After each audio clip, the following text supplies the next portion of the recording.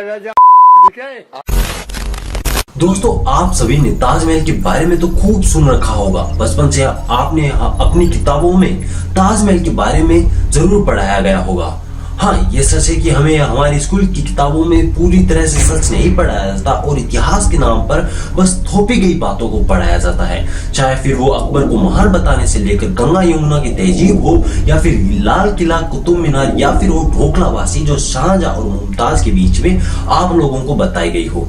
आपकी जानकारी के लिए बता दूं कि सेकुलरिज्म को बहकावे में रखने के लिए गंगा यमुना तहजीब की बातें अक्सर हमारे बीच में की जाती है और हमें ये भुला देते हैं कि गंगा भी सनातन है और यमुना भी सनातन है। आज के इस वीडियो में हम आपको तथ्यों के साथ बताने का प्रयास करेंगे कि जिस ताजमहल को आप ताजमहल मान रहे हैं वह दरअसल एक मंदिर है।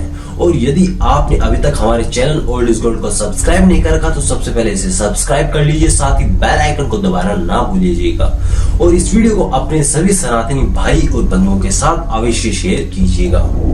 हर हर महादेव मित्रों, हमें स्कूल में पढ़ाया जाता है कि शाहजहां ने अपनी बेगम मुमताज की याद में सन 1631 में ताजमहल को बनाना प्रारंभ करवाया था, जो कि 12 सालों में बनकर तैयार हुआ और बताया जाता है कि इसे उस्ताद अहमद लाहौरी ने बनाया था। उस्ताद अहमद लाहौरी के लिए यह भी कहा जाता है कि उन्होंने दिल्ली का लाल किला भी बनाया था। लेकिन दोस्तों, सबसे बड़ी रोला तो यहीं पे जाता है कि जिन मुगलों ने अपने 1200 सालों में इतिहास में कुछ भी नहीं बनाया था, वो ताजमहल और लाल किले जैसी वास्तुकला जैसे इमारतें कैसे बना सकते हैं। चलिए खेल छोड़िए, अब बात करते हैं सीधे तथ्यों पर। सबसे पहले बात करते हैं मुख्य मेहरबाग के बारे में।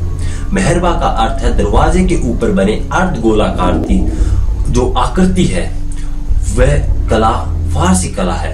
और आपको यह जानकर हैरानी नहीं होगी कि आज 57 मुस्लिम देश है, जबकि वहां किसी समय फारसी रहा करते थे, जो कि एक समय आया उन पर हो रहे अत्याचारों की वजह से वे वहां से पलायन कर भारतवर्ष लौट आए और भारतवर्ष ने उन्हें शरण दी थी। फारसी की यही कला चुरा के उसे अपनी कला घोषित कर दिया गया। यही तो इन लोगों का काम है। ताजमहल के ऊपर एक विशाल काय गुम्बद बना है, जो कि फारसी वास्तुकला का ही एक चिन्ह है। लेकिन इस गोल गुम्बद के ऊपर देखें तो एक उल्टा कमल बना होगा, जो कि सनातन संस्कृति वास्तुकला में आता है। और बड़े गुम्बद के पास 4 अतिरिक्त छतरियां बनी हैं, जिन पर भी उल्टा कमल बना हम देख सकते हैं। और इन कमल के ऊपर एक सनातनी वास्तुकला पर आधारित धात्विक कलश बना है, अर्थात उल्टा कमल के ऊपर हिंदू धात्विक चिन्ह वाला कलश, जो कि अधिकतम हम हिंदू मंदिरों पर देख सकते हैं। और यह भी कहा जाता है कि सन 1800 से पूर्व कलश ये सोने का बना था, किंतु अंग्रेजों ने जब भारत को लूटना प्रारंभ किया था उसके बाद ये सोने का कलश की जगह कांसे का कलश लगा दिया गया था, जो कि एक हिंदू वास्तुकला का ही घटक माना जाता है। आपने एक ऐसा ही गुंबद अयोध्या में श्री भगवान राम के जन्म स्थान पर बनी बाबरी मस्जिद के ऊपर भी देखा होगा। और इस गुंबद के ऊपर आपने उल्टा कमल भी बना देखा होगा, जैसे कि सभी के सामने है। वहां पर मौजूद राम मंदिर को मस्जिद में जबरन बदल दिया गया था। ताजमहल की गुंबद के ऊपर लगा कलश के ऊपर चंद्रमा बना है, जो कि कलश और चंद्रमा मिलकर कुछ त्रिशूल की तरह दिखाई पड़ने वाली आकृति बनती है, जो कि हिंदू वास्तुकला में ही आती है। ताजमहल का मुख्य आंतरिक कक्ष एक अष्टकोण है, जिसका मुख्य द्वार दक्षिण की ओर है। आपको बता दें कि भारत में मंदिरों के मुख्य कक्ष जो कि गर्भगृह होते हैं वे अष्टकोणों में विभक्त होते हैं, अर्थात 8 भागों में बांटे गए हैं, जिनके नाम कुछ इस प्रकार है: मूल, गर्भगृह, जांग, कपोत, शिखर, गला, वर्तुलाकार, अमलक और कुंभ अर्थात शूल सहित कलश, जो कि आपको ताजमहल पर भी देखने को मिलेगा। यदि फिर भी आप ये मानने से इंकार करते हैं तो आप यह भी बता दूं आपको कि आप द्रविड़ शैली को पढ़ सकते हैं, जो कि 8वीं शताब्दी में आई थी, जिसके जरिए हिंदू मंदिरों का निर्माण इस शैली के अंदर किया जाता था। और ये शैली तब तक थी जब इस्लाम का जन्म भी नहीं हुआ।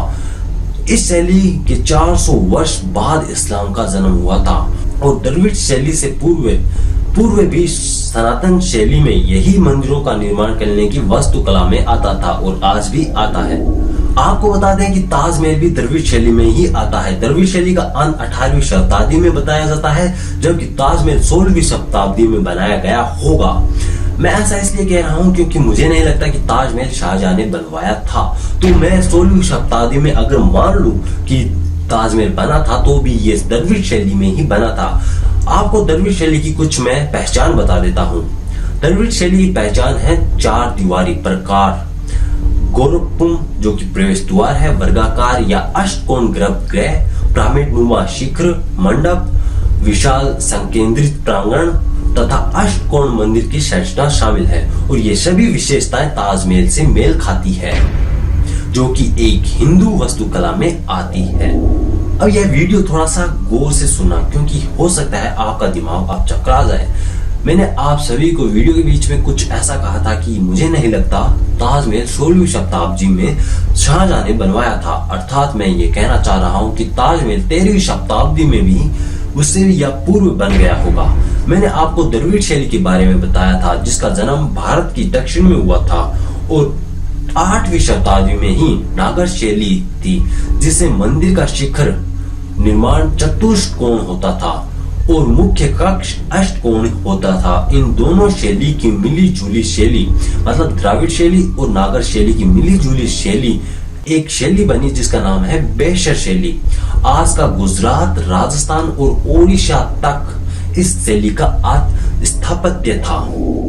बेसर शैली में मंदिरों के निर्माण में मुख्य कक्ष अष्टकोण ही रहा था, लेकिन शिखर नागर शैली और द्रविड़ शैली का मिला जुला समीकरण हुआ था, जिसमें मंदिरों का शिखर अर्ध गोलाकार होता था, जिसके ऊपर धातु का घटक कलश मिलकर मंदिर को अष्टकोण बनाता था। बेसर शैली में 8वीं शताब्दी से लेकर 13वीं शताब्दी तक स्थापित रही थी और शायद इसी बीच राजस्थान के निकट शिव मंदिर शिवालय बनाया गया होगा। चलिए कुछ और तथ्यों पर हम नजर डाल लेते हैं। ताजमहल में मुख्य कक्ष जिसमें कब्र है, वो कब्र अष्टकोण संगमरमर की जालियों के घेरे के अंदर बनी है। इन जालियों पर फल फूल आकृति बनाई गई है और साथ ही 108 कलश बने हुए हैं। ताजमहल के बगीचे की गलियारियां हिंदू मंदिर के निर्माण की वास्तुकला से मेल खाती है। दोस्तों, मैंने यह तथ्य आपको किसी व्यक्ति या किताब से नहीं दिए हैं, बल्कि ये तथ्य मैंने खुद रिसर्च से बनाए हैं। यदि आपको इन तथ्यों को जांचना है तो आप ताजमहल की वास्तुकला शैली और मैंने बताई जितनी भी हिंदू शैलियां हैं, द्रविड़ शैली हो या फिर नागर शैली हो या फिर बेसर शैली हो, इनको आप पढ़ सकते हैं और साथ ही ताजमहल की वास्तुकला को शैली को पढ़िए, तब आपको ये समझ में आ जाएगा। मैंने अपने रिसर्च से यही पाया है कि शाहजहां ने एक मंदिर को मकबरे में बदल दिया था, उसी प्रकार जिस प्रकार राम मंदिर को मस्जिद में बदला गया होगा। दोस्तों, आपको बता दूं कि शाहजहां की 13 से भी ज्यादा पत्नियां और 8000 अकेले थी। 1612 में मुमताज के साथ शाहजहां की शादी हुई थी और आपको यह जानकर हैरानी होगी कि आपको बताया जाता है शाहजहां ने मुमताज से इतना प्यार करते थे कि वह ताजमहल बना दिया, मगर हकीकत तो कुछ और ही है। मुमताज के मरने के बाद शाहजहां ने 3 और शादियां की थी। मुमताज की शादी शाहजहां से जब हुई थी जब वह 19 साल की थी और अपने 38 साल की उम्र में 14 बच्चों को जन्म देते हुए उसकी मौत हुई थी। मतलब 20 साल में मुमताज ने 13 बच्चों को जन्म दिया था।